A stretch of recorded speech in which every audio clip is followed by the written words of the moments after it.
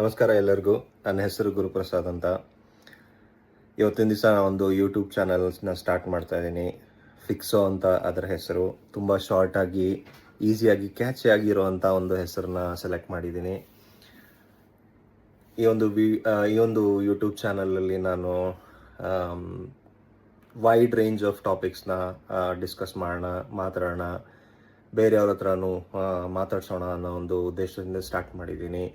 Music ಬಗ್ಗೆ, world politics ಬಗ್ಗೆ, sports ಬಗ್ಗೆ, ಗೇಮಿಂಗ್ ಬಗ್ಗೆ, ಇಂಡಿಯನ್ ಪಾಲಿಟಿಕ್ಸ್ ಬಗ್ಗೆ, ಇದೆಲ್ಲದ್ರ ಬಗ್ಗೆನೂ ನಾನು ಮಾತಾಡೋಣ ಅಂತ ಅಂದ್ಕೊಂಡಿದ್ದೀನಿ.